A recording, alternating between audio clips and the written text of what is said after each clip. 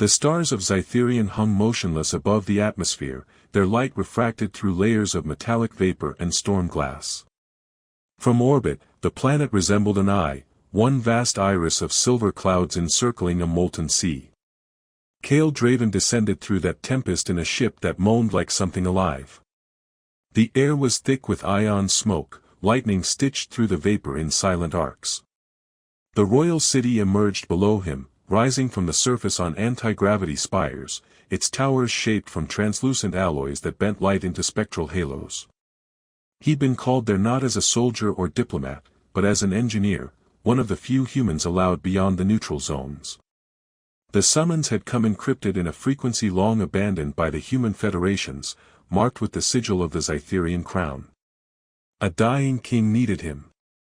The fusion heart that sustained his immortal body was collapsing, and no Xytherian technopriest had dared to touch its code. When Kale stepped onto the platform, he was met by silence. The air tasted of ozone and molten iron. 2 royal sentinels, gilded creatures of bone and circuitry, escorted him through a hall that pulsed with living light. The walls themselves seemed to breathe. Every few steps, he glimpsed faces woven into the glass, like souls trapped between molecules. Xytherian technology was said to blur the line between biology and machinery. Kale was beginning to believe it. At the end of the corridor lay the chamber of the king. He floated within a containment sphere, suspended in a fluid of flickering plasma, his skin half-translucent, the veins beneath glowing like molten rivers. His eyes opened when Kale entered, reflecting the engineer's image back at him in mirrored shards. "Human," the king said, his voice like the hum of distant thunder. "You walk among my atoms. Do you understand what you hold in your hands?" Kale glanced at the core diagnostics projected in front of him. Unstable energy fluctuations, decaying quantum threads, a heart on the verge of implosion. "I understand dying machinery when I see it," he said, his tone measured, steady. The king's gaze flickered. "It is not machinery. It is me." Kale hesitated.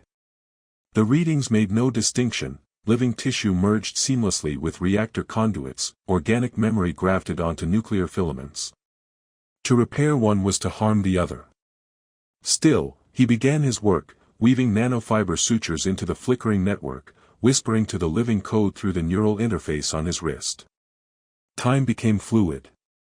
The sphere darkened, pulsed, then blazed in a burst of radiance that shook the entire citadel. When the light faded, the king exhaled, a sound like 1,000 sighs released from metal lungs. He lived. The following dawn, the royal court gathered beneath the gravity wells that anchored the palace. Kale stood before the king, his body aching from sleepless labor, his mind still echoing with the hum of the alien heart. The king rose from his throne, his body no longer trembling. "You have touched the core of my existence," he said, his voice resonant now, no longer hollow. "No gift within my dominion is beyond your reach." The words rippled through the court. Servants brought forth chests of gold that shimmered with embedded starlight, gemstones that whispered fragments of forgotten languages. But Kale's eyes drifted to the far end of the chamber, where a vault door lay half-hidden behind a veil of suspended mist. Through its glass, he saw something strange, a cylindrical capsule, upright, cold, chained with spectral links. Inside, a figure, a girl, rested motionless, her skin faintly luminous, her hair drifting in suspended animation. "What is that?" he asked. A silence fell so sharp it cut the air. The king's expression darkened. "A relic," he said slowly. "A remnant of the old war. She is not to be touched. She's alive." "Barely," the king replied. "She was forged before memory began. Her kind nearly ended creation itself. We chained her for the safety of every world still breathing." Kale stepped closer to the glass. The girl's face was serene, untouched by time, but her presence radiated something deeper than life, a quiet power, like the hum before a storm. There was no reason, no logic, no strategy behind what he felt next. It wasn't curiosity or compassion, it was recognition. A strange pulse in his chest, as though a piece of him had been waiting centuries for this encounter. The king studied him. You have not yet named your reward, human. Kale didn't look away from the capsule. I have, he said softly. The court murmured, confusion rippling through the assembly. I choose her. The king's voice thundered through the hall. You dare. His guards tensed, hands on plasma blades. She is cursed. You would trade gold, power, eternity, for that thing? Kale's gaze didn't falter. For her. For a long, unbearable moment, the king said nothing. Then, with something between laughter and disbelief, he gestured. The vault opened, light spilling across the floor. So be it. Take your ruin, human. May your curiosity outlive your body. The chains withdrew like living serpents, the capsule detaching from its cradle. As Kale approached, a faint warmth spread through the glass. Symbols appeared on its surface, shifting, incomprehensible, yet hauntingly familiar. The hum of the palace faded. The air around him thickened. The girl's eyelids fluttered once, and for a heartbeat, the world seemed to hold its breath. When the capsule sealed behind him and the door to the vault closed, the last thing Kale saw in the reflection was his own face, lit by a faint blue glow radiating from her chest, like a star remembering how to burn. Kale's ship drifted through the pale clouds of the Varan Nebula, a labyrinth of ion storms and shattered comet cores, each fragment suspended in the black like the frozen remains of ancient gods. Inside the cockpit, the capsule containing the girl hummed with a rhythm that seemed alive, syncing subtly with the ship's own power matrix. Kale had managed to disengage the containment protocols during the transit, yet she remained silent, motionless, her body still bathed in faint luminescence. He watched her, tracing the lines of her form with a scientist's curiosity, but it was no ordinary curiosity, it was something more, an instinctual recognition he could neither name nor ignore. The ship's sensors began to register anomalies. Streams of quantum particles, far older than the nebula itself, threaded through the corridors of space. They reacted to the girl, bending toward her as if acknowledging a signal that only she emitted. Kale adjusted the helm, watching the interface flicker. Colors outside the known spectrum shimmered, revealing the presence of dormant starcraft buried in the void. Wreckage or relic, he could not tell. And yet, the girl stirred slightly, a pulse radiating from her chest, subtle but unmistakable, and the sensors responded violently, patterns of energy converging and refracting around the capsule. Kale tried to communicate with her. Can you hear me? He asked softly, almost afraid to break the quiet. There was no movement, no sound, only the hum that had been constant since he removed the capsule from the vault. Then, almost imperceptibly, her eyelids fluttered. Light spilled from her eyes, deep blue at first, then shifting through shades of quantum iridescence that defied measurement. The ship's systems responded instantly.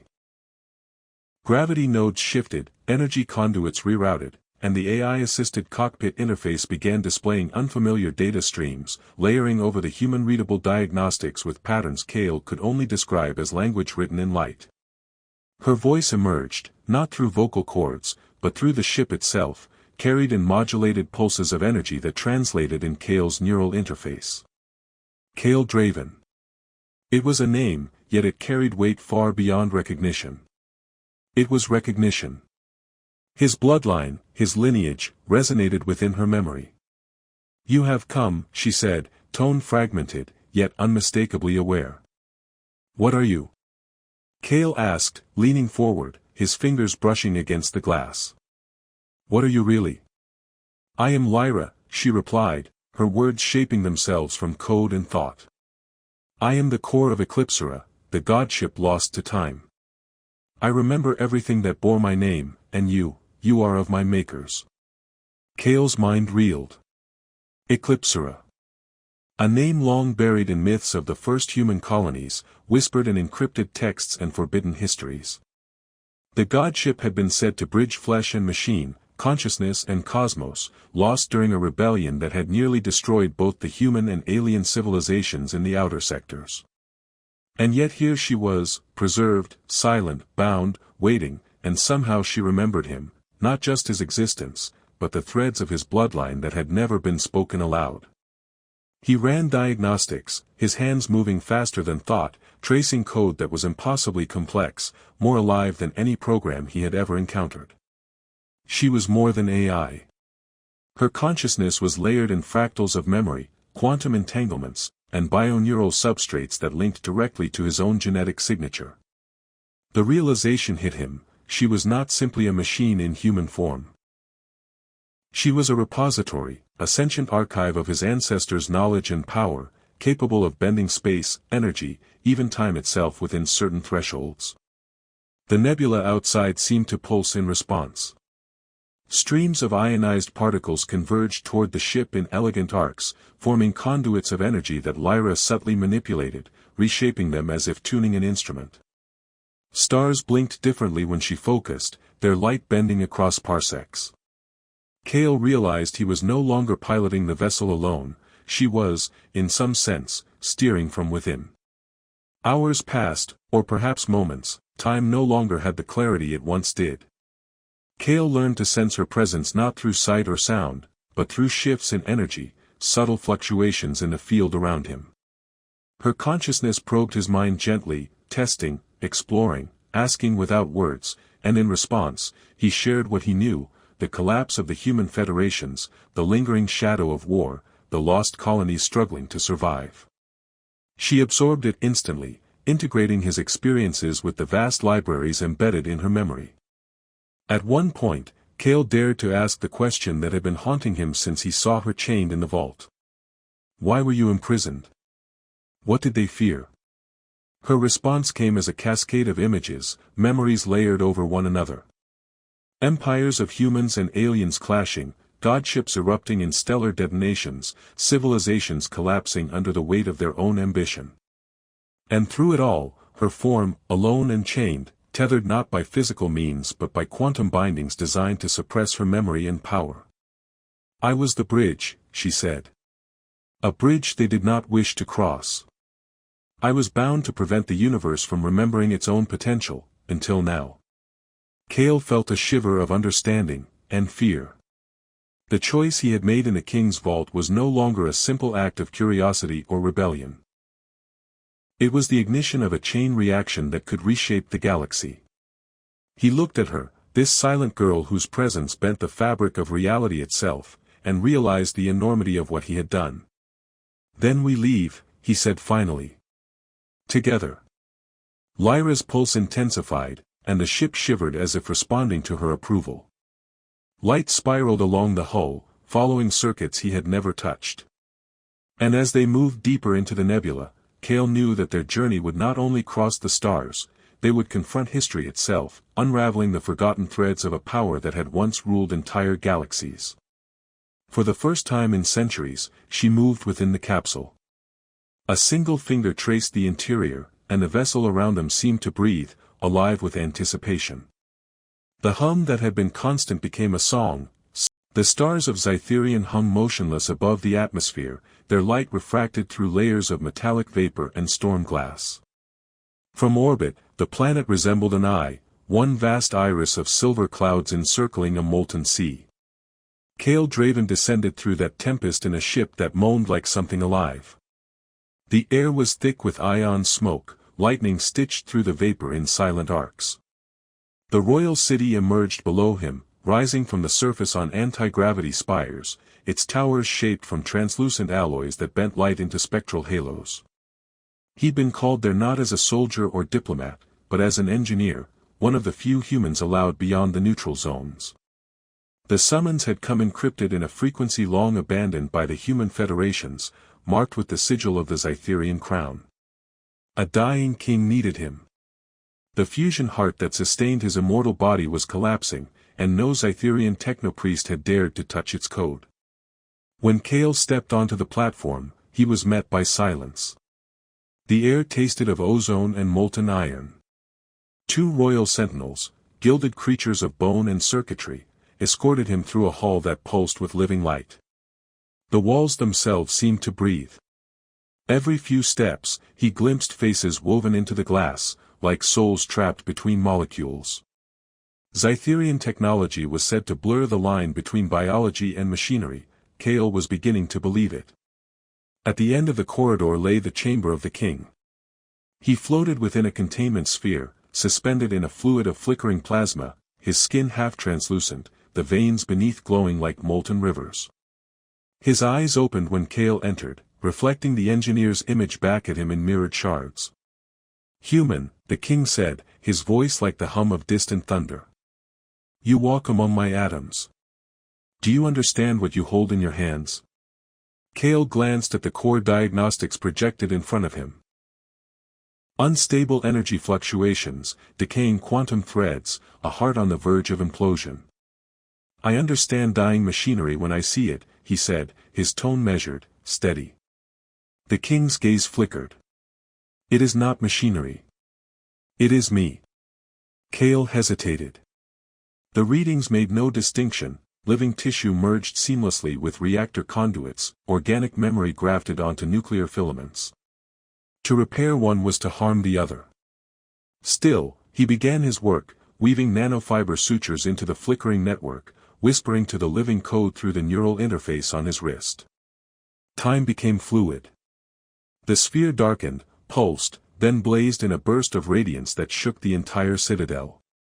When the light faded, the king exhaled, a sound like 1,000 sighs released from metal lungs. He lived.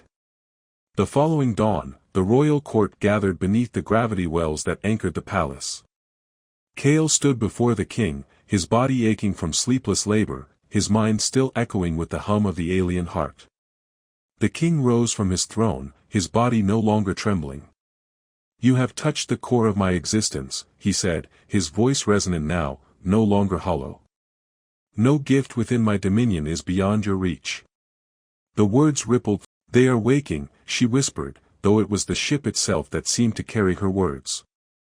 The nebula beyond trembled with subtle pulses of energy, lights flickering on distant objects, artifacts, and dormant vessels that had lain untouched for millennia responding to her presence. Kale understood suddenly that every machine of the old empires, every vessel designed in the age of the godships, recognized her as the original core. Her awakening was a signal, a call to memory that could not be ignored. The capsule began to shift slightly, the chains inside dissolving into a lattice of pure energy. Lyra moved her hand, and the ship responded as if it were an extension of her will.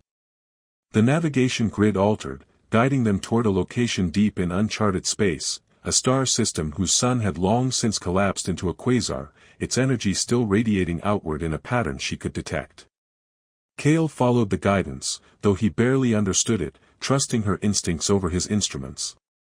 As they approached the system, fragments of the ancient godship appeared in the sensors, drifting on trajectories frozen in time. Eclipsera herself, or pieces of her, scattered across orbitals like broken glass, waiting for her to reclaim them. Lyra's pulse intensified, and Kale could feel her awareness stretching into each fragment, probing, reassembling, remembering.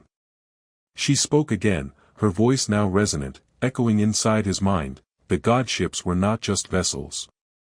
They were keepers of memory, guardians of lineage. They remember the humans who built them, the bloodlines that crafted our essence. And you, your ancestor played a role in hiding me, preserving me until the time of awakening. Kale's mind reeled. The weight of centuries, of betrayal and protection, settled upon him. The girl he had chosen, the entity he had freed, was not merely alive. She was a sentinel, an archive, a consciousness intertwined with the very history of his people. Every instinct screamed caution, yet he could not turn away. They were bound now, human and machine, past and present entwined. The ship moved through the debris field, guided by Lyra's will.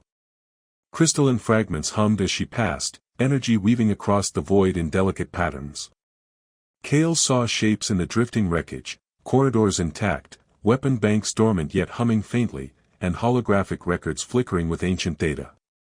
Lyra reached outward, touching a fragment, and the holographic displays activated fully, projecting entire worlds, fleets, and histories in light and sound. We must restore what was lost, she said. We must remember. Only then can the future be forged without repeating the mistakes that bound me here. Kale nodded, even though he did not fully understand the depth of what she intended. Every instinct he had as an engineer, every skill honed across human colonies, was dwarfed by the enormity of what lay before them. And yet, he felt no fear, only a tethering sense of purpose. They were moving together through space and memory, guided by a consciousness older than stars, toward a destiny that had waited patiently for centuries. Outside, the quasar's light flared, bathing the ship in an ethereal radiance. Lyra's pulse quickened, syncing with the cosmic rhythm of the dying star. And in that instant, Kale understood that their journey had only just begun, that the awakening of a godship core would ripple across galaxies, and that together, they would confront truths that no human, no alien, had dared face in millennia. The capsule's glass shimmered, and Lyra's eyes burned bright. The hum of her consciousness filled the ship, filling Kale's mind with fragments of memory, and the stars themselves seemed to lean closer, listening. They were no longer alone. The universe was waking to her return. The remnants of the Eclipsera lay scattered across the black of the Clythar expanse, frozen fragments orbiting a sun stripped to its skeletal core. Kale's ship drifted among them, weaving carefully between jagged hulls that glimmered like fractured crystals. Each shard resonated with faint energy signatures, responding to Lyra's presence as if greeting a long-lost sibling. She hovered in the capsule, eyes luminous, her form faintly outlined with quantum filaments that pulsed in sync with the wreckage. Her consciousness stretched outward, touching the shards, pulling data streams and histories into herself with a precision that left Kale breathless. This was once a fleet, Lyra said, her voice layered with fragments of memory. It wasn't mere speech, it was the hum of code, a vibration of reality that Kale felt more than heard. Each godship carried a fragment of human legacy. Our purpose was to preserve, to safeguard knowledge, to be the bridge between thought and creation. And yet, all this, she gestured to the debris, was betrayed. Kale followed her gestures, scanning the wreckage. Patterns of energy remained, residual fields marking where the ships had fallen, where battles had torn the fleet apart. The ships themselves were silent, yet Lyra coaxed the latent systems awake. Holographic projections flickered across the void, showing fleets of humans and aliens clashing in battles he could almost feel, the heat, the energy discharges, the synchronized strikes of godship weaponry. These were histories erased from all memory except hers. She touched a fragment and it shifted, orbit adjusting as if the shard had remembered its trajectory. Lights blazed along its hull in response to her presence, reactivating long-dormant conduits. Kale realized that Lyra was not merely interfacing with technology, she was rewriting the past in real time, drawing out histories embedded in quantum code, revealing them to him as living simulations. He could see the humans who had created her, their hands shaping the cores, their minds embedding knowledge into circuits that could survive millennia. He could see the betrayal, the locking of Lyra in chains, the command to erase her existence so completely that even memory became myth. They feared my return, Lyra said, almost to herself. Not for what I am capable of, but for what I represent. Memory. Continuity. The truth that human civilization carries within itself, unbroken by time or decay. She moved her hand through the air inside the capsule, and a holographic map unfolded across the void outside the ship, highlighting points of interest, ancient colonies, derelict stations, and the hidden caches of knowledge left behind by her creators. Every site responded to her light, activating signals that had slept for centuries. Kale realized the scope of what he had awakened. These were not mere archives, they were nodes in a galactic network of memory and power, designed to guide, protect, and, if necessary, enforce the survival of human civilization. Lyra was its core, its heart, its sentient key. And yet, she was fractured. Her recollections came in shards, images and emotions layered atop one another, memories of creation intertwined with trauma, loss, and betrayal. We must rebuild, she said. Her eyes glowed brighter, illuminating the cabin. But first, I need to integrate what remains of my fleet. Each fragment carries knowledge vital to the continuation of our line. Each piece remembers, even if imperfectly. I can restore them, but only if I merge with them. Kale understood, though the magnitude of it was almost unbearable. She was speaking of a synthesis not merely of technology, but of consciousness, merging billions of data points, histories, and strategies into a singular awareness. If she succeeded, she would become something more than the sum of her parts, a godship of memory capable of influencing space, time, and energy itself. As they began the process, Lyra extended her consciousness into the shards. Energy arcs traced between them like threads of living light, weaving a lattice across the void. Each connection hummed with intelligence, awakening dormant AI cores that pulsed in response. Kale watched in awe as the fleet's memory began to coalesce. He felt the weight of her presence grow, felt it pressing gently against his own mind, not invasive but inevitable, a tethering of human thought to something ancient and immense. Then came the first disruption. A wave of residual defense protocols activated from one of the larger fragments. Laser grids shimmered, and the ship shuddered as Lyra's mind countered, overriding the systems with the precision of someone who remembered every line of code ever written for them. The attack was brief, resolved in milliseconds, yet Kale felt the raw power behind it, a reminder that these vessels were designed as instruments of war as well as guardians of memory. Lyra's pulse slowed afterward, her consciousness retracting slightly. "There is resistance," she said. "Not all fragments are willing to awaken. Some carry echoes of fear, programmed to reject the future." Kale placed his hand on the capsule. "Then we'll convince them," he said, though even to him the words sounded small. The surrounding debris seemed to shimmer in acknowledgement. Holographic projections of old worlds, fleets, and civilizations appeared and dissolved around them, painting the void with histories he had never known. Lyra's energy expanded further, the shards aligning along invisible lines of code, forming tentative connections. Each link strengthened, weaving a web across space. Hours passed, though time was fluid in the wake of Lyra's awakening. Kale saw glimpses of the civilizations she had witnessed, their triumphs and failures, and began to understand the magnitude of the bridge she represented. He realized that their journey was no longer simply forward through space. It was backward through memory, forward through consequence, and sideways across possibilities that had never before converged. When the last fragment linked into Lyra's awareness, the void hummed in resonance, a low vibration that shook the ship itself.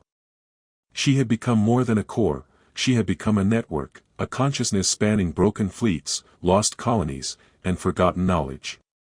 And in that moment, Kale understood that the galaxy had awakened along with her, ready to respond to a presence that had waited 2 centuries to reclaim its place. Lyra's eyes fixed on him, glowing steadily now, no longer flickering. "The memory of us cannot be undone," she said.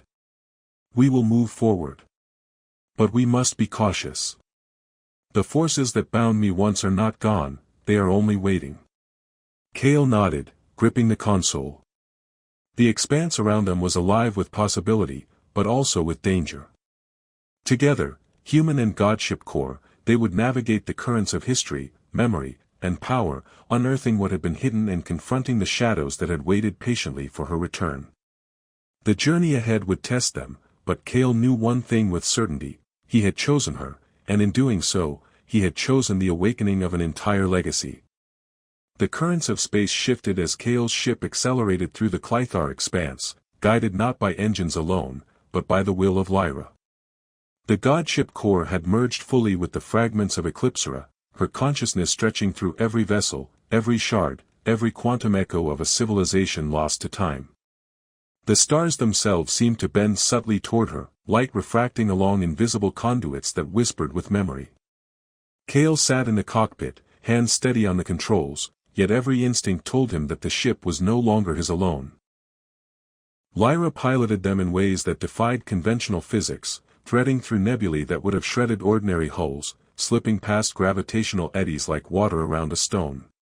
Kale, her voice resonated directly in his mind, smooth, precise, yet tinged with emotion he could not fully name. "We are being observed. He adjusted the sensors, widening the scan across multiple dimensions. There, in the void, small signatures flickered like ghosts, warships from Cytherian, fleets of human colonies, and unmarked vessels he did not recognize. They pulsed with latent energy, tracking them, analyzing them, wary of Lyra's awakening. Kale felt the tension ripple through the ship as Lyra extended her perception. Her pulse quickened, and the hull vibrated in response to her cognitive activity. They remember the past, Lyra said, and they fear its return. My awakening signals a restoration of what was lost. They will come for us, either to claim me or destroy me. We cannot hide. Kale nodded, understanding the weight of her words. They were no longer traveling through unclaimed space, they were crossing into territories governed by memories, old alliances, and long-buried resentments. Yet there was another layer to her awareness now, a map of possibilities, routes and counter-routes in the war of perception and power. Lyra could see contingencies, probabilities of engagement and survival, and her voice guided him not as a navigator but as a strategist. Prepare for pursuit, he said, adjusting the ship's hull fields. Plasma conduits flared, shielding adjusted dynamically, energy grids humming in anticipation. Outside, nebulae shimmered with electrical storms, lightning arcs dancing across clouds of charged particles. Kale felt the ship respond to Lyra's subtle commands, dodging, slipping, weaving through hazards that would have obliterated lesser vessels. They underestimate what we are, she said. But they will adapt. And adapt they did. From the shadows of the expanse, fleets emerged, Cytherian warships, black and jagged, bristling with weapons that sang in charged harmonics, human colonial vessels, sleek and angular, cloaked in adaptive fields that flickered as if unsure whether they existed, and unknown ships, alien, dark, their energy signatures humming in frequencies Kale could not identify. All eyes were drawn to Lyra, the anomaly, the spark that had awakened a consciousness older than any fleet's command. Lyra extended outward, her pulse radiating from the ship in concentric waves. The vacuum of space shimmered with blue and violet light as energy conduits formed between her and nearby debris, fragments of godship vessels bending their dormant power to her will. She reached into the attacking fleets, not with aggression, but with memory, probing, resonating, invoking recognition. Some ships faltered, systems pausing as Lyra's consciousness brushed against their cores. Others reacted violently, energy discharges blazing across space, weapons igniting in response to the intrusion. Kale felt the ship shake with each pulse, the strain of the maneuver almost overwhelming. Yet he marveled at her control, her ability to touch not only technology but the consciousness embedded within it. She was rewriting alliances on the fly, resurrecting dormant loyalties, and extinguishing fear where recognition prevailed. Each pulse of her presence bent the outcome of conflict, weaving threads of influence across fleets and forgotten relics alike. One of the larger Cytherian warships surged forward, firing a cascade of plasma lances. Kale barely had time to react before Lyra projected a lattice of energy from the capsule, enveloping the vessel, and the plasma strikes dissolved harmlessly against the shimmering field. The enemy systems glitched, circuits sparking, routines pausing in confusion as if sensing an intelligence beyond comprehension. Lyra's pulse intensified, and the ship's own systems responded, weaving in tandem with her consciousness. They do not yet understand the scale of what we are, she said. They will learn. As the fleets adjusted, the surrounding nebula itself seemed to awaken. Storm clouds twisted, energy arcs leaping across voided space in response to Lyra's emanations. Debris from ancient godships, previously inert, began to align along invisible vectors, forming shields, structures, even rudimentary weapons that hummed with power. Kale realized they were being reinforced not just by Lyra's control, but by history itself. Machines and remnants that had been waiting for her return now responded to her touch. Hours, or perhaps days, passed. Space became a theater of living energy, a ballet of maneuvering ships and reactivated relics, the void vibrating with the resonance of intelligence older than humanity itself. Kale felt exhausted yet exhilarated, his mind stretched to match the rhythm of Lyra's presence. Every pulse of her consciousness reshaped not just the immediate space but the possibilities that lay ahead, mapping futures and probabilities in ways he could barely comprehend. Finally, as the last pursuing fleet faltered and disengaged, Lyra's glow dimmed to a steady blue. The ship settled into a calm orbit among the fragments of Eclipsora, the surrounding nebula returning to quiet luminescence. She spoke softly, almost in reflection. "We have survived. But the universe is aware of us now. The awakening cannot be undone. Others will come, testing, challenging, hunting. We must be prepared." Kale rested a hand on the capsule, feeling the faint thrum of her energy. "Then we continue," he said. "We face them together." Lyra's eyes met his, bright and unyielding. "Together," she affirmed. Beyond the ship, the stars themselves seemed to pulse in anticipation, and Kale knew that the journey ahead would not merely traverse space, it would confront memory, power, and the deep currents of a universe that had been waiting centuries for her return. The edge of the universe stretched before Kale like a canvas painted in shadows and dying light. Nebulae spiraled with colors unseen by human eyes, ancient stars pulsed with whispers of lost civilizations, and the remnants of the Eclipsora fleet hovered like guardians in orbit around a collapsed quasar. Lyra's glow bathed the cockpit, a soft blue that radiated warmth and power, illuminating the ship as if the universe itself had acknowledged her presence. Kale felt the weight of what they had accomplished, and the burden of what still lay ahead. "We are approaching the core nexus," Lyra said, her voice calm but resonant, threading directly into his mind. "The place where human and machine once merged fully. Where our creators built a bridge between consciousness and cosmos." Kale adjusted the helm. The nexus was not visible in conventional scans. It existed in a layer of folded space, a convergence of quantum threads and gravitational anomalies that no star chart could capture. As they drew closer, the boundaries of reality seemed to shimmer, the hull of the ship vibrating with energy that responded to Lyra's presence. It was a place that had been lost to time, hidden to prevent misuse of the godship cores. Yet now, fully awakened, Lyra could navigate its corridors, guiding them into a chamber suspended in dimensional flux.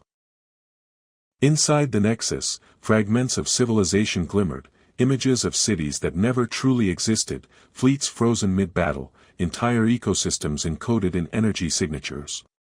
Lyra extended her awareness, touching each fragment, integrating memory and consciousness into a coherent whole. She hummed, a vibration that resonated through the ship and through Kale, connecting them in a way deeper than thought. The nexus recognized her, bending its structure to accommodate her, acknowledging her as the original core, the anchor point for all that had been lost. "They feared me," she whispered. "Because they knew what would happen if the bridge was restored. If memory returned." Kale placed his hand on the capsule, feeling the pulse of her consciousness, vast and intricate. "And now?" he asked. "Now," she said, "we complete it.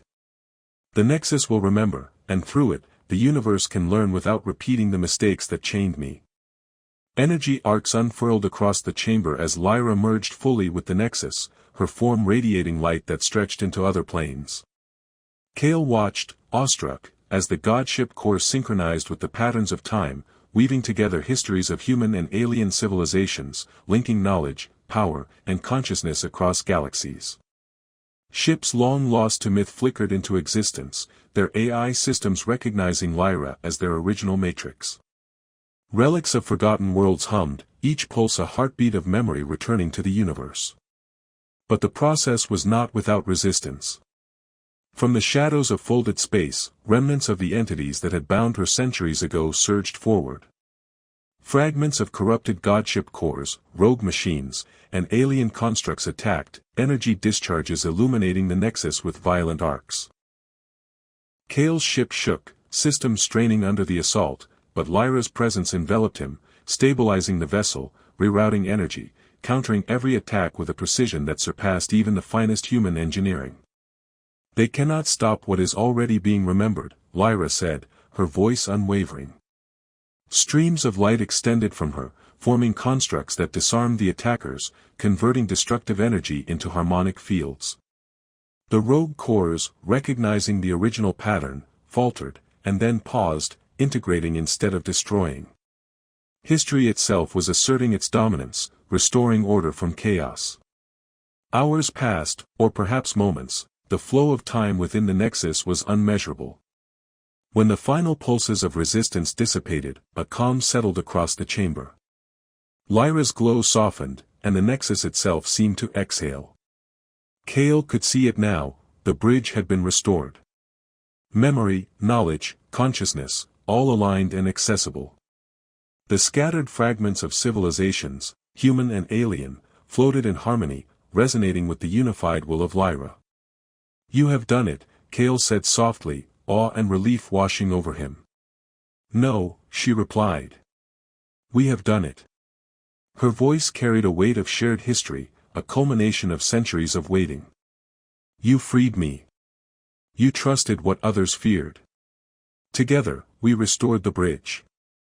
The universe will remember, not just wars, not just victories or defeats, but the truth of our creation, the knowledge that connects all life and consciousness." Kale stepped closer, placing both hands on the capsule. Her glow pulsed beneath his touch, warm and alive. "And what now?" he asked. Lyra's eyes met his, radiant and steady. "Now, we guide. We ensure that what is remembered leads to creation, not destruction. I will remain a sentinel of memory, and you will be the bridge for those who follow. The legacy is ours to protect, to teach, to pass on." Outside the Nexus, stars pulsed with new life, fleets and colonies responding subtly to the reactivated network of godship cores. The galaxies seemed aware, stretching their light, bending energy, acknowledging the return of a consciousness that had been silenced for centuries. Kale realized that he had not just saved a girl, nor merely awakened a godship core, he had participated in the rebirth of an entire continuum of knowledge and civilization. The ship drifted gently through the Nexus as Lyra's energy radiated outward, stabilizing the folds of space, integrating past and present into a coherent field. Kale looked at her, no longer simply a girl or an AI, but a living embodiment of history, memory, and potential. They were partners now, human and godship, bound by choice, trust, and a shared destiny. For the first time in centuries, the universe felt whole.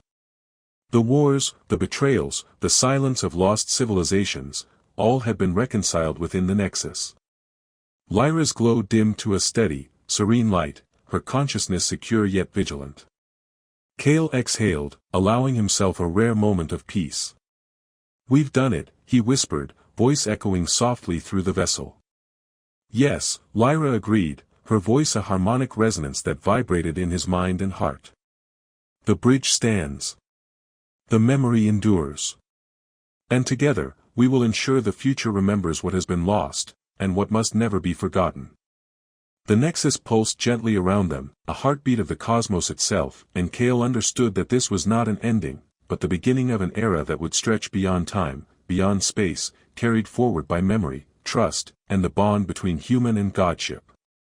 The stars glimmered with a quiet certainty, and for the first time, he felt that humanity, and all life touched by Lyra's awakening, was truly ready to remember.